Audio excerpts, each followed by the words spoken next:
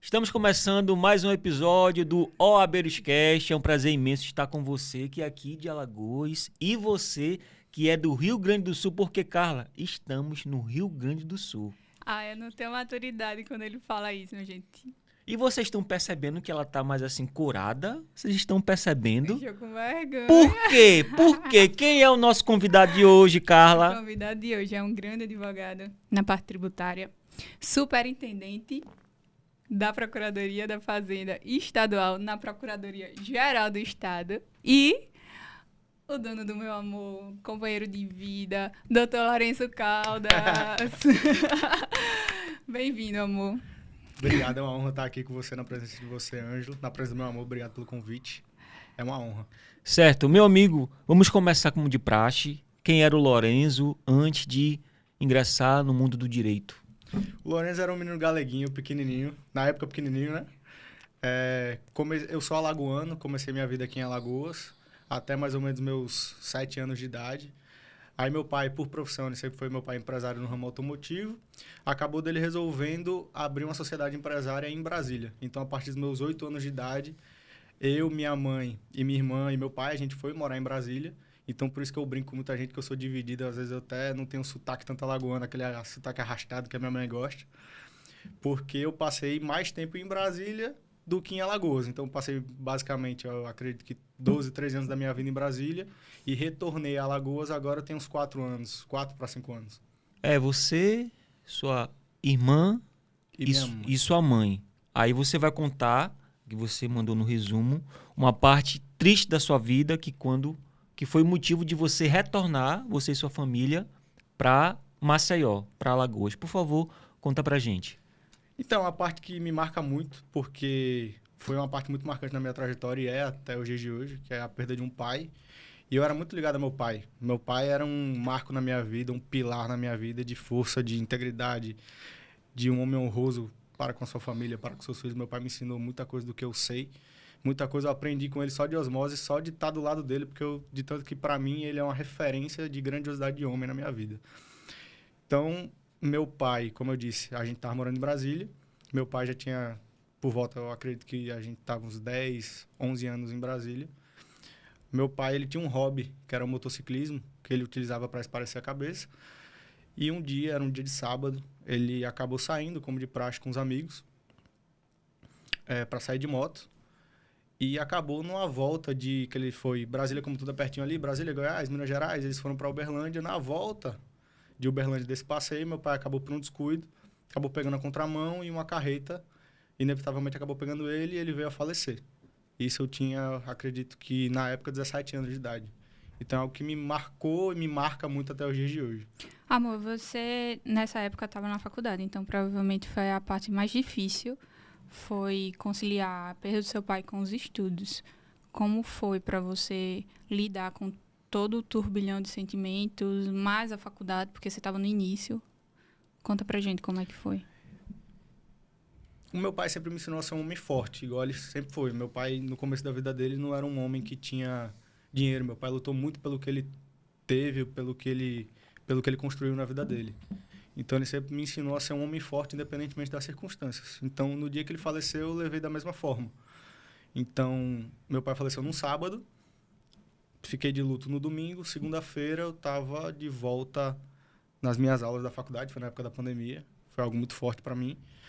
Então, mas eu liguei um automático ali, como homem naquela circunstância, para não ver minha mãe fraquejar, não ver quem estava perto de mim fraquejar. Então, eu acabei botando um escudo naquela hora, blindei minhas emoções. E na segunda-feira, 7h30 da manhã, eu estava na minha aula, lembro como hoje, de processo civil. Na época, na pandemia, o professor fazia questão de ver se os alunos estavam assistindo a aula, então todos eram com a câmera aberta. Só que eu estava tão emotivo naquele dia, que eu liguei o áudio naquele dia e falei: professor, eu poderia lhe pedir uma coisa? Meu pai faleceu no sábado, eu não estou com condições de conseguir assistir a sua aula com a câmera aberta, porque a cada 5 minutos eu choro. Aí foi um dia que me marcou muito, porque nesse dia ele parou a aula e disse: me honra muito ter você aqui na minha aula. Então sinta-se honrado de ter você aqui. Na sua pele eu não estaria nem aqui. Então sinta-se à vontade, veja a aula como você quiser. E naquela hora ele até perdeu o raciocínio que ele estava tendo em processo civil, teoria geral, salvo engano, ali perto do segundo período da faculdade. Então foi algo que me marcou e me marcou muito na minha trajetória da faculdade, porque eu tive que pegar uma faculdade onde eu estava cursando, que eu entrei com 16 anos na faculdade, entrei cedo porque meu pai sempre me incentivou já a ser advogado, por mais que eu não quisesse naquela época. Eu tinha uma... Porque minha irmã é advogada civil, atua em Brasília e em Alagoas. E eu via a advocacia da minha irmã e me inspirava muito nela. Só que eu, na época, falei, não quero ser advogado, quero ser delegado, não sei o quê, eu acho o delegado muito bonito. Aí, meu pai, não, você não vai ser delegado, não quero que você seja delegado, quero que você seja advogado, procurador, algo do tipo. Aí eu falei, tá, pois bem. Mas, mesmo assim, eu continuei na cabeça de ser delegado. Aí, acabei entrando na faculdade. E, quando ele faleceu, para mim, foi algo muito ruim, porque foi no início da minha faculdade. Eu tinha começado a faculdade em Brasília. Minha mãe, como é alagoana, ela decidiu retornar com a gente para Alagoas. Então, eu tinha começado uma trajetória acadêmica em Brasília e tive que, repentinamente, voltar. Então, teve toda aquela questão de despriorização da faculdade, etc. Eu acredito, Carla, que quando a pessoa ela tem alguém do lado dela enfraquecendo, ela encontra forças para se fortalecer e fortalecer aquela pessoa que está ao lado dela. Eu acredito que foi isso que aconteceu com você. Perfeito. Porque você pensou assim, se eu chorar, se eu ficar triste, a minha mãe vai ficar mais triste ainda ao me ver chorando e triste. Então naquele momento, você se fortaleceu para ajudar sua mãe a superar aquele momento de tristeza e a sua irmã. Eu acredito que foi isso, Carla, que aconteceu. Também acredito muito, porque ela é muito forte, Ângela. Quem convive com o Lorenzo sabe que ele esconde as emoções, então ele sempre mostra ser uma pessoa muito forte. E eu tenho muito orgulho de você. Admiro muito a sua história. E se eu botar pra falar aqui, eu vou acabar me emocionando. Você sabe, sua manteiga derretida, minha gente. Mas direito sempre foi, pra sair dessa parte que comove muito você, direito sempre foi a sua escolha? Ou você pensou em algo antes? A minha família idealizava que eu seria um médico. Eu não me via cortando... Tem cara de médico. Eu não me via cortando ninguém. não Não vou conseguia mentir. ver sangue. Só que a minha avó queria, não, meu filho, eu preciso de um médico na minha família. Eu preciso de um cirurgião plástico na minha família. Então, quem vai ser o cirurgião plástico vai ser o meu neto. Pra dar um jeito na sua avó, deixar mais bonita. Vovó Rosângela. Vovó Rosângela. Só que aí eu fui pro lado do cirurgião plástico, eu falei, não me vejo cortando ninguém, vou beirar aqui um pouquinho, vou pra parte de psiquiatria. Eu fui passar uns 2 dias no hospital, minha mãe me levou, minha mãe é da área médica, minha mãe é nutricionista concursada no estado. Aí eu fui, passei 2 dias vendo o dia a dia do psiquiatra. Aí, primeiro dia que ele disse psiquiatra, aqui é minha sala.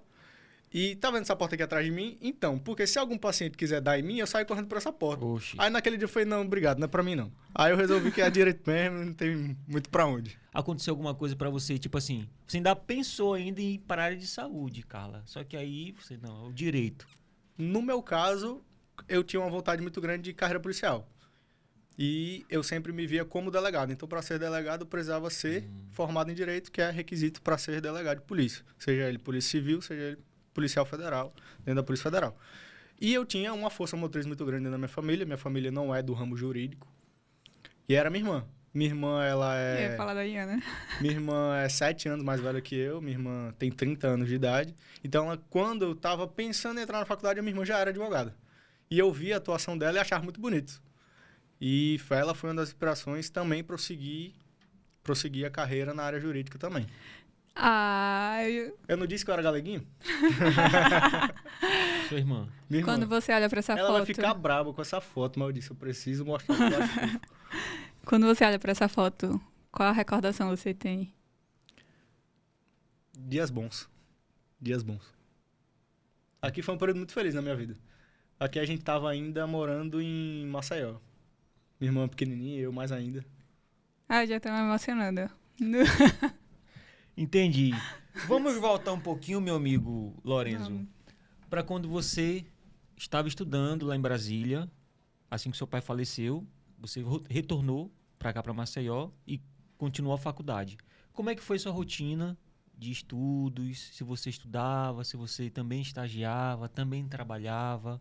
Como é que foi? Porque assim, ele quer chorar, ela quer chorar, e se eu ver você chorando, se eu ver ela chorando... Mas você vai chorar também. Eu vou não dá chorar certo. também, aí vai ser um monte de gente chorando, aí o Flávio também chora. Gente, Pronto, eu choro vai ser em todo toda a mundo gravação, chorando é no incrível. podcast. Vamos mudar de assunto.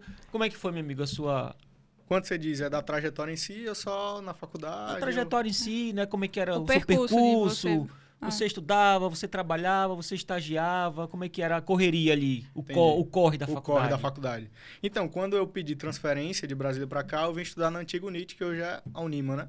Então, comecei na UNIT, salvo engano, no quarto, era no quinto período da faculdade. E eu ficava numa correria danada, porque quando meu pai faleceu, eu coloquei na minha cabeça. Eu tenho que ganhar o meu dinheiro, fazer minhas coisas. Não posso depender da minha mãe, por mais que ela tenha as coisas dela. Então, eu coloquei na minha cabeça, preciso fazer dinheiro. Então, eu estudava muito mesmo. Desde o começo da minha faculdade, sempre estudei muito. Quando meu pai faleceu, eu acabei estudando muito mais, porque era uma forma também de conforto para mim. Então, era uma forma de eu honrar mais ainda ele. E a minha mãe, que pega no meu pé todo dia, você sabe, para estudar cada vez mais. Então, eu estudava muito. E na faculdade, como eu entrei despriorizado, então, às vezes, tinha dia que era faculdade de manhã, faculdade à noite. E eu, logo no começo da faculdade, eu comecei a estagiar. Eu comecei a estagiar no escritório. Foi até estágio voluntário. Eu só queria realmente começar, ter o ponto inicial. Então, eu comecei a estagiar no escritório, estagiava no período da tarde. Então, tinha dia que era de manhã faculdade, de tarde o estágio, de noite ainda a faculdade, e eu ainda conciliava também. Como eu disse, meu pai era empresário, tinha empresa em Brasília. Então, eu toquei a empresa do meu pai ainda por muito tempo, até eu acabar resolvendo que não seria algo que eu iria tocar mais na minha vida. Então, eu basicamente, naquela idade, eu me dividia em 3 funções. Então, era o Lourenço estudante, o Lourenço estagiário e o Lourenço tocando a empresa que era do pai dele. Então, foi um período assim que eu liguei muito automático na minha vida para fazer acontecer, as coisas darem certo. E quais os maiores aprendizados dessa época?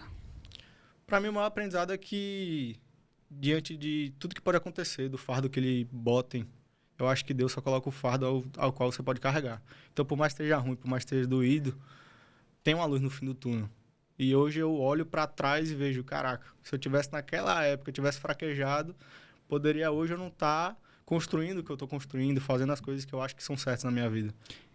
Amor, então aproveitando o ensejo, se você olhasse para aquele Lourenço, que estava passando por tudo isso, esse turbilhão de coisas, qual mensagem hoje você mandaria para ele?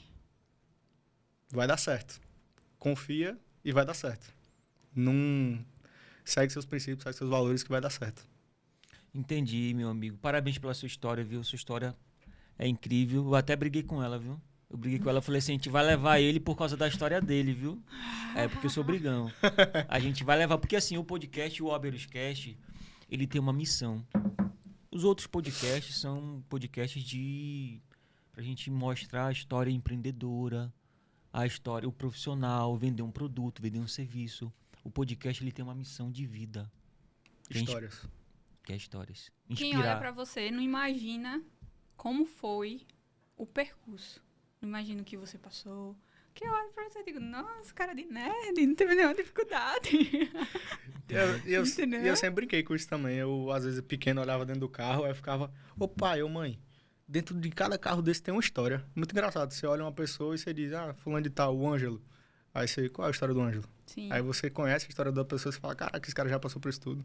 É muito legal isso. E só para fortalecer a nossa conversa de histórias, a única coisa que Jesus Cristo deixou pra gente foi histórias. Foi histórias. Que é a Perfeito. Bíblia. Que é a São Bíblia. histórias. Exatamente. Então, assim, é muito impactante. E o que você vai deixar pros seus filhos, pra sua família, é a São sua as suas história. histórias. Então, assim, o Oberus, ele tem essa missão, entendeu? De histórias.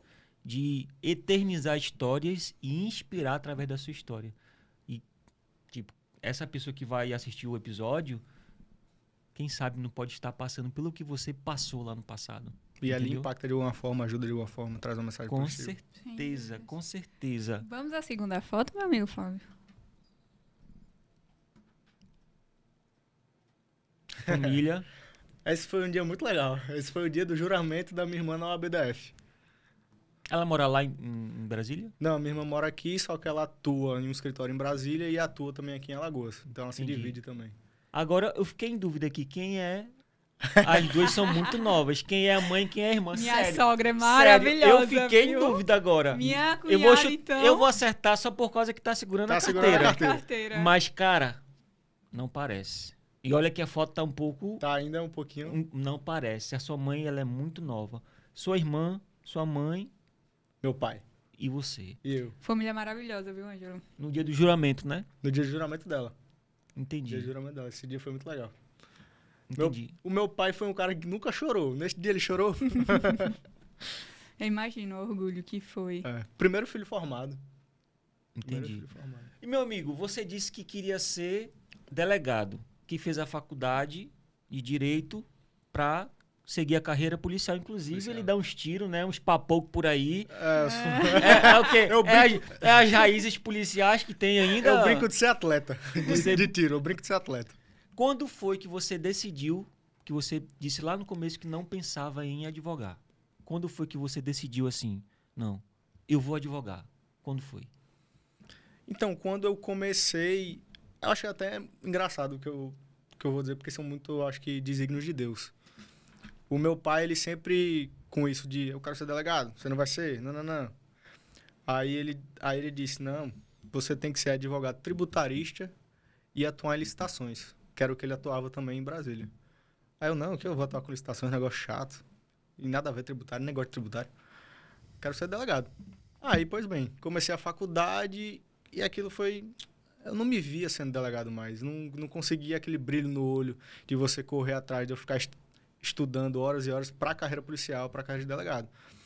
Aí eu comecei a minha atuação, só voltando um pouco para a minha atuação, que eu comecei a atuar em licitações no estado de Alagoas, assessorando. Isso em secretarias e tal. Aí eu comecei a realmente gostar de licitações e contratos, algo que eu nunca imaginei na minha vida. E depois eu comecei a amar direito tributário. Comecei a estudar diariamente, via podcast, lia livros, via as aulas.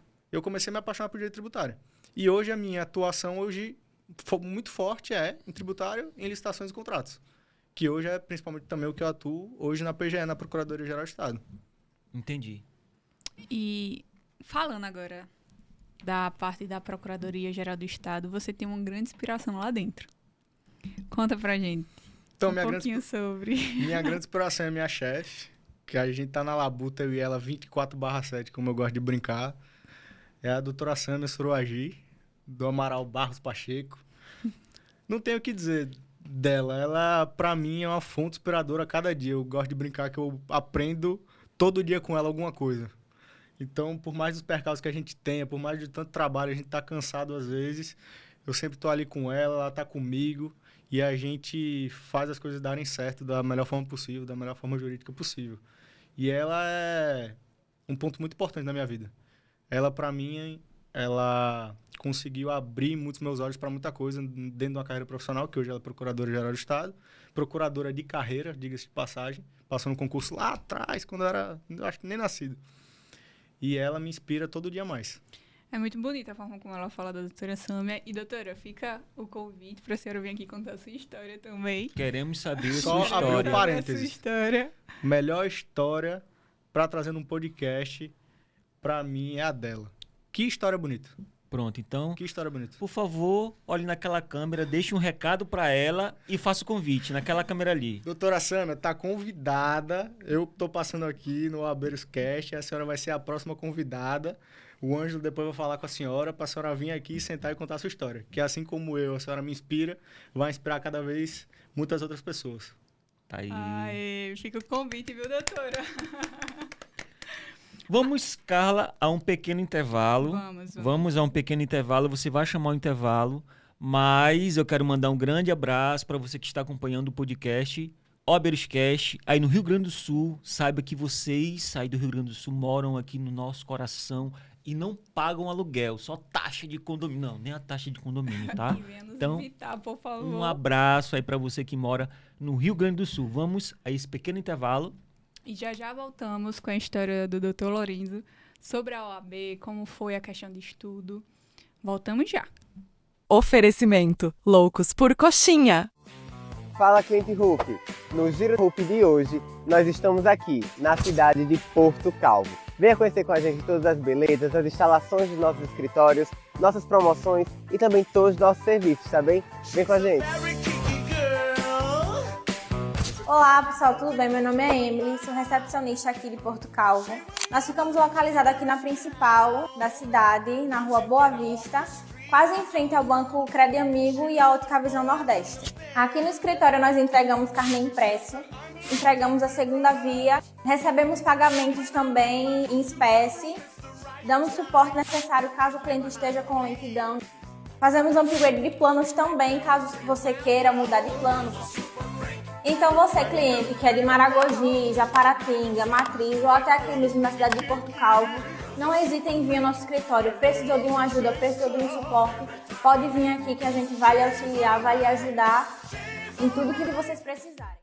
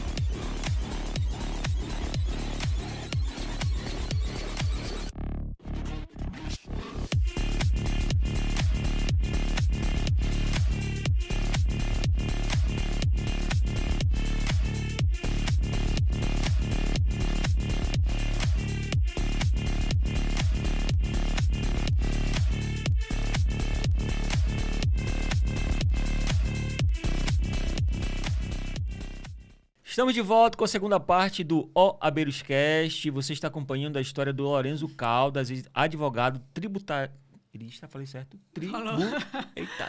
Quase que não sai. Quase. Falei, por favor, fala aí, me ajuda. Advogado tributarista. Advogado tributarista. Superintendente da Procuradoria da Fazenda Estadual na Procuradoria-Geral do Estado. Eu nem sei falar essa palavra, que é muito grande para me falar. Mas estamos de volta com a segunda parte do O Abeiroscast. E, por favor, com oferecimento de Loucos por Coxinha. Tava escondendo de vocês, minha gente, comendo aqui. Nossa, isso é tão bom. Loucos por Coxinha, se você vai fazer o seu evento, você provou uma, você não vai deixar de provar nunca mais, viu? Loucos por Coxinha. E você encontra Loucos por Coxinha lá na Roda Gigante Maceió, que fica na praia, lá na praia de Maceió. Tá certo? Maravilhoso. Voltando. Amor, agora vamos falar sobre a sua preparação pro exame de ordem. Eu já sei, né? Então, eu já ia adentrar aqui. Eu não sei. Mas como foi a sua preparação? Em que matéria você fez? É a sua matéria de atuação hoje? Conta aí pra gente, por favor. Então, eu fiz a OAB justamente na minha área de atuação aqui hoje, que é direito tributário. Que é uma das minhas áreas de atuação, que é direito tributário, além de licitações e afins. Eu fiz, salvo engano, eu prestei a ordem, foi no 7º período da faculdade, quando o edital possibilitava ir no 7º período. Então, eu acabei prestando no 7º período em tributário. Finalizou a faculdade, aí depois que você finalizou a faculdade, como é que foi essa espera aí de ter que finalizar a faculdade para poder advogar? Ficou muito ansioso? Nossa, demais. Como eu disse logo no começo, eu sempre queria fazer minha carreira, conseguir ganhar meu dinheiro, fazer minha carreira, fazer minha trajetória. Então, você tá ali naquela esperança. Tá passado, você tá naquele gosto. Mas, ao mesmo tempo, você não é.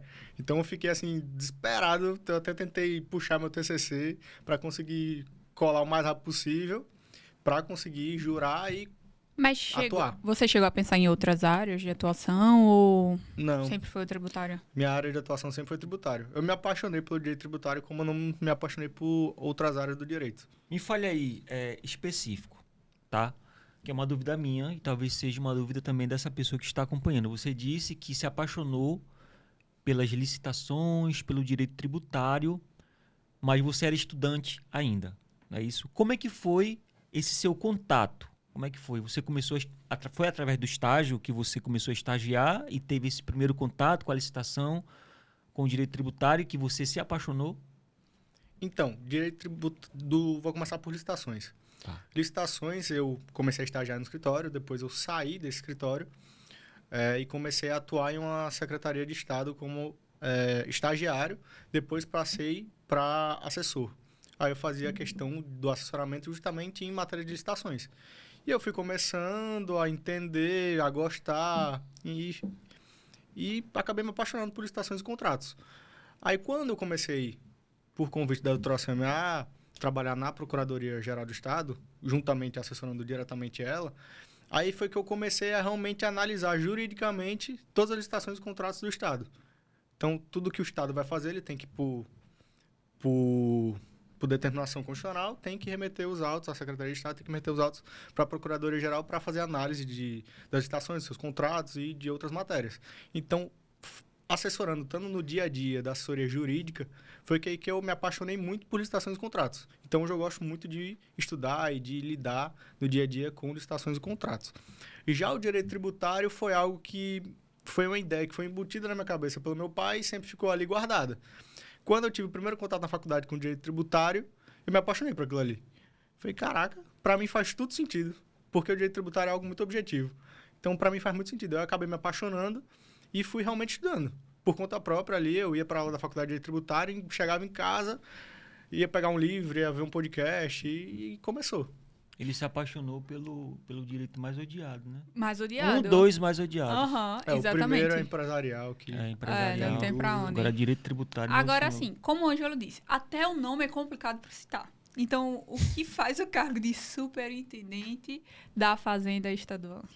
Conta Então, um pouquinho pra gente, porque eu acredito que seja a dúvida de muitos. depois a gente volta para a parte do OAB. Conta aí essa parte aí.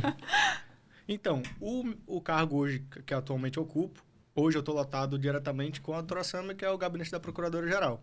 Então, eu assessoro nas mais diversas matérias. Então, que é tanto demanda urgente do governo, que tem que ser analisado juridicamente da melhor forma, como outras demandas. Então, eu analiso desde um projeto de lei enviado da Assembleia Legislativa para análise jurídica para fins de sanção ou veto do governador do Estado de Alagoas, como licitações e contratos, como matéria tributária, que eu pego muito, como matéria judicial também, que eu pego muito. Então, a minha atuação é essa, ela é voltada, eu assessoro diretamente a Procuradora-Geral do Estado a fazer a melhor análise jurídica daquilo que foi submetido a nós. Não. Agora, acho que deu para entender Explicado, um eu pouquinho. entendi. Você entendeu? Eu entendi. Mas, assim, meu déficit de atenção faz apertar ele umas 4 vezes. Explicado. Se não for 5. Se não for assim. Explicado. Voltando agora para a parte da OAB, é. como foi a sua preparação? Você passou no 7º período. Meu amigo, deixa eu tocar aqui em você aqui um pouquinho. Eu acredito que isso é muito reflexo da minha sogra, né? Que incentiva muito nos estudos. Minha mãe, a Carla, sabe mais do que ninguém. Minha mãe, ela pega todo dia no meu pé para eu estudar. Todo dia. Porque ela sabe que o estudo... Meu pai falava que podem roubar tudo de você. Menos A única os estudos. coisa que não... E ela, concursada. Concursada, e ela também me incentiva, que também é um lado, que hoje eu também estudo para ser procurador de Estado. Então, é um lado que minha mãe incentiva todo dia. Quando ela não me vê estudando, ela fala, por que você não está estudando? Você tem que estudar. Eu posso fazer o que for na minha vida, mas você tem que estudar. E vai ser, com certeza, né? Não tenho dúvida. E ela quer ser também procuradora. Aí vai ser um procurador e uma procuradora. É um casal bonito. Todo mundo procurando. Casal bonito. Todo mundo procurando. Procurando. Né? Igual o super entende e o procurador ele procura. Pronto. Todo mundo procurando. Mas vamos lá. Como é que foi a sua preparação para OAB? Como é que você estudava? Já que você estava nessa guerra aí, que eu não esqueci, eu tenho uma memória muito boa. Você trabalhava, você estagiava e você ainda cuidava da empresa do seu pai. E estudava, pagava matéria à noite, estudava de manhã e pagava matéria à noite. Qual horário, meu amigo, que você encontrava para estudar e como foi a sua preparação? Tipo, a primeira fase e para a segunda fase. Não, e detalhe, nessa época que eu estava estudando para a OAB, eu já estava na PGE. Como assessor jurídico. Então, tinha muito mais demanda do que quando eu falei que eu era estagiário no escritório. Então, era uma guerra um pouquinho maior ainda. O estudo dele foi a prática. Foi a prática. Teve muita coisa que foi a prática, mas quando eu coloquei na minha cabeça, porque a minha irmã, ela passou de primeira na OAB. Então, eu gosto de pegar a referência na minha vida, a minha irmã. Então, eu não posso passar de segunda vez na OAB. Tenho que passar de primeira também para seguir os passos dela. Então, o tempo que eu tinha, se eu parasse vou no barbeiro, vou esperar 30 minutos para ele me atender. Eu estava na primeira fase, meu livro da OAB com as questões, levava uma réguazinha, ia pegando porque você tem os resultados embaixo, botava a régua em cima e fazia as questões. Eu, basicamente, naquele livro grande das questões da OAB, eu praticamente matei ele para a primeira fase. Eu estudava o tempo que eu conseguia ter disponível, eu estava estudando. Então, acho que é a realidade de muita gente também, inclusive até realidades Com certeza. muito mais complicadas que a minha. Às vezes a pessoa, como eu já vi diversas vezes na faculdade, tinha um rapaz que estudava comigo, Manuel Matias. Ele é um cara que me inspirava demais. Eu era um cara que ele era deficiente, ia de ônibus para a faculdade. Ele trabalhava na faculdade ainda, então, basicamente, ele chegava saía de casa 4h pouca da manhã, entrava na faculdade, passava 8 horas ainda trabalhando na faculdade, sair, pegar ônibus, para ele chegava em casa basicamente 9, 10 horas, e aí ele já era um senhor de idade, praticamente. E mesmo assim conseguiu estudar, conseguiu passar na OAB. Então, acredito que cada um carrega a sua guerra e tem que ser... Cara, você falando aí, eu acabei de... Quer dizer, eu já tinha a minha crença da primeira fase em questões. E você falando aí, eu acabei de crer assim, 100% que primeira fase é questão, né, Carla? É questão. A repetição. Acredito que 97% das pessoas a qual entrevistamos e conhecemos histórias fala sobre as questões. Todo mundo fala sobre questão. Eu respondi muita questão. Pra mim, a primeira fase é a repetição que vai levar você a chegar numa nota ali 60% da prova ou até mais. Entendeu? O meu método foi um pouco diferente, né? Porque eu tenho um déficit de atenção muito forte. Lorenzo tá aí, sabe disso. Então, Prova viva. aí ele fala 5, 6 vezes uma coisa pra eu dizer, agora eu não vou esquecer. Mas eu tô na minoria. No meu foi aula, porém, pra quem não tem um déficit de atenção... Na primeira fase? Na primeira fase. Não fez muita questão. Não fiz. Porque eu ficava no quê? Memorizando. E se você memoriza, você não aprende. Então... Você tem que repetir aquilo exato. várias vezes. Eu já fiz muita questão, fui igual a você. Eu não consigo aula. Videoaula, pra mim, na minha realidade, Lorenzo, videoaula na primeira fase, pra mim, não dá certo. Então, pra mim, na minha realidade de estudo, livro debaixo do braço, teve um tempo, parou ali 10, 15 questões. Teve mais um tempo, 10, 15 questões. Então, ali foi que, tanto que na primeira fase, na primeira vez que eu fiz a prova, eu consegui ter uma nota muito boa, que foi 65. Muito boa Muito, mesmo. São 80 questões, né? 65 pontos, então eu já sou o contrário. E é outra coisa que nós temos que falar aqui no podcast, né? Porque assim, eu sou completamente contra a pessoas que vendem, tipo assim, eu sei o melhor método de estudo. Não, o melhor Cara, método de estudo é o seu. Tipo, você se dá bem com questões lendo livro. Eu já não gosto. Eu já gosto de videoaula. Entendeu? Eu boto na velocidade 2x e vai com E Deus. vai que vai. Eu amo... E a Lara também, ela também já não gosta muito de videoaula. Então, assim... O problema do OABeiro, e foi algo que eu tive que trabalhar em mim, porque o meu foi muito ansiedade, enfim, foi muito emocional. Mas qual o problema? Você não conseguir identificar os seus erros. A partir do momento que você identifica onde você está errando no seu método de estudo, é aquele virar de chave. Porque você vai saber se você funciona melhor com questão, se você funciona melhor com a videoaula. Então, assim, 97% do pessoal que é entrevistado aqui fala que aderiu às questões. Mas tem a outra minoria. Eu faço parte da minoria, o Ângelo faz parte da minoria. Então, é realmente perceber aonde você está falhando, colocar na caneta e seguir, não desistir, porque o seu dia vai chegar. Mas é justamente isso que você falou. O estudo, tanto ele seja para OAB, para concurso, ele é um negócio de erros e acertos. Exato. Então, a pessoa que é aprovada, que vai ser aprovada na OAB, a pessoa que é aprovada no concurso, ele não pegou um método de estudo dele da primeira vez, o método de estudo é esse, ele não é mutável, segue daqui pro final. Tenho certeza que não. A maioria das pessoas, elas vão errando, vai aqui, aperta de um lado, aperta do outro, muda isso, muda aquilo e consegue. O pior erro que um concurseiro ou um OABeiro pode ter é o quê? Se espelhar no outro, querer fazer o que o outro fez. Não. Mas aí eu falo muito do Diretriz, que foi o cursinho que eu fiz, Inclusive, é presencial só hoje, né? Não acho que Ele ainda está não se foram preparando para o online. pro online. Mas quem for de Maceió, região, pode ir lá falar com o Cadu. Diretriz foi o melhor cursinho pra mim, sem sombra de dúvidas. E eu fiz em trabalho, na época, e era a professora Larissa, que já foi entrevistada aqui. E ela falava, você tem seu objetivo. E você vai ser objetivo como? Com a lei. Não tem pra onde ir. Que foi outro erro meu. Se você falar muito, você vai se perder. Se você se perder, a banca não tá nem aí. Ela quer lhe reprovar. Porque o examinador tá ali com, digamos, cada examinador 1000 provas para corrigir. Ele quer ali pegar o espelho. Colocou, é isso aqui. Tá o artigo, tá o argumento jurídico. Pronto, é isso aqui, tá pontuado. É exatamente isso. Às vezes você fala a mesma coisa que tá no espelho, só que você... Arrodeia. Aí ele diz, tá errado. Entendeu? Tá errado. Então esse é o objetivo e não tem como você se perder. Então, anota as dicas que eu tiro para mim também. A primeira, identifique Os seus erros. os seus erros, identifique os seus erros, faça uma listinha de erros e trabalhe em cima desses erros. Eu sei os meus erros, hoje eu sei. Né? Tipo, eu não leio, cara, eu tô com o VAD na mão, Mas não lê. mas eu não leio aquela parte que tem que ler. Mas isso é muito emocional também, né? É muito Ângela? emocional. Aí, vou falar da minha segunda fase. Também que eu posso dar umas dicas da segunda fase para quem às vezes peleja muito na segunda fase, porque a segunda fase acaba que dando maior ansiedade. Porque você tem uma peça prática profissional, que já é muito grande de você fazer, e você tem as questões. São 4 questões, salvo engano. Isso. O que eu fiz na minha preparação para a segunda fase? Quais são as peças que eu tenho de direito tributário? Peguei a maioria dos exames. Fiz o índice de incidência que elas se repetiram. Fiz a maioria que se repetiu. O que a peça que saiu um pouquinho fora da curva, eu só fiz uma vez. As que caíram com repetição, eu fiz 2 vezes.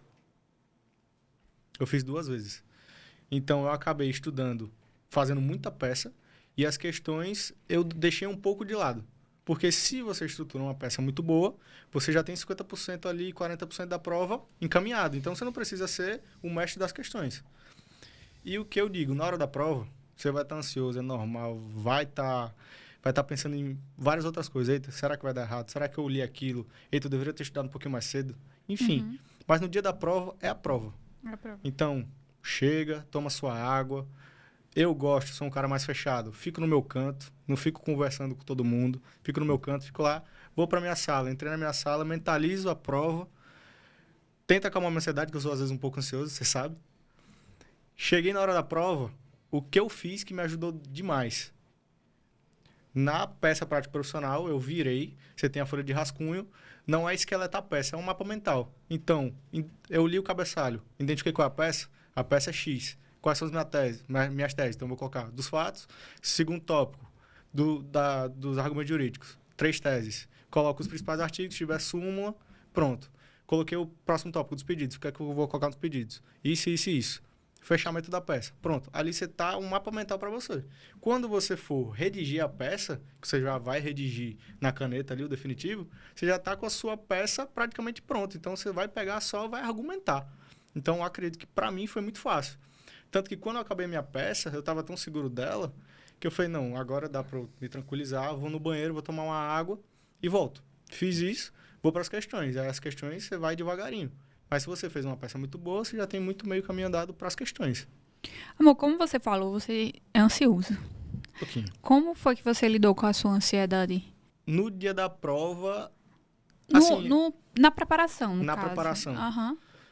Então, na preparação em si, eu não tive tanta ansiedade, porque eu estava fazendo para ter o máximo de segurança possível. E a minha ansiedade, ela calma muito quando eu tenho o máximo de segurança possível. Então, isso vai desde a minha atuação, desde o Lourenço estudante lá atrás. Então, quanto mais eu me preparo para aquilo, menos eu fico ansioso. Então, eu estudei demais para a prova da OAB. Estudei demais mesmo. Então, todo momento que eu tinha, eu estava estudando para a OAB. Já no dia da prova, foi basicamente eu chegar, ficar no meu canto, abriu para ir para a sala, eu fui para a sala e fiquei no meu canto. Não falei com ninguém, não fiquei conversando. Porque às vezes você vai conversar com um amigo, aí um amigo vai falar algo que vai ficar na sua cabeça. Aquilo vai ficar martelando. Pelo menos na minha visão é assim. Aí já desestabiliza algo que você esqueceu. Então, para mim foi isso. Eu fiquei no meu canto, fui para a sala. Quando começou a prova, estratégia de prova, que foi essa que eu contei. Entendi. E passou. Hoje é um E passou. advogado. E passei bem na prova da OAB com a advogado, estratégia. tá? Sou Parabéns. suspeita para falar, mas um grande advogado. Parabéns, um grande advogado, uma história incrível. tem uma idade, né? É novo, não vou falar a idade, é segredo, não é segredo, precisa. mas assim, é novo, tem uma carreira toda pela frente, com certeza você vai ser um procurador aí, realmente, se você Em nome do quiser isso Senhor para você Jesus. e levar Toda isso honra e para glória sua seja vida, dada a Ele. você vai alcançar, porque você tem um perfil, né, do cara que coloca o foco e vai em busca, entendeu? Mas eu quero que você deixe, para finalizarmos o nosso podcast, uma dica para o OABeiro que está acompanhando esse episódio, lembrando que estamos no Rio Grande do Sul também. Os gaúchos. Aí você vai olhar naquela câmera ali e vai deixar uma dica para esse OABeiro que está acompanhando o nosso episódio. Para você que é o OABeiro de todo o Brasil, seja daqui do Rio Grande do Sul, os companheiros gaúchos, para mim, você que vai prestar o exame de ordem, saiba que você não é o único que está carregando, às vezes, os seus problemas, a sua guerra. Se inspire em pessoas que você viu que dão certo, viu que deram certo. Confie na sua estratégia, confie no seu potencial que vai dar certo. A prova da OAB é um pedaço da sua jornada. Ela não vai ser delimitadora do que você é, nem do que você vai ser. É mais uma etapa, assim como foi uma etapa para você entrar na faculdade, é mais uma etapa que você vai vencer. E lá na frente vão ter mais etapas.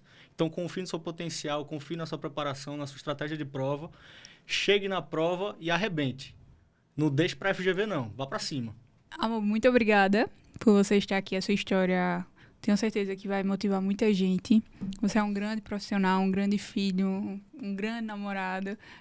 Eu me emociono quando eu falo do Lorenzo, porque, inclusive, a nossa história começou por conta do OAB. Ela tem que pagar o OABeiros, tá?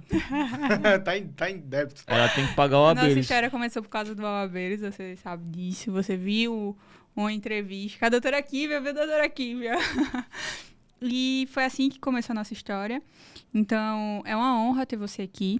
Eu fiz questão, eu falei, Ângelo, vamos levar o Lorenzo, a história dele é tão incrível. Nem o Ângelo sabia da sua história.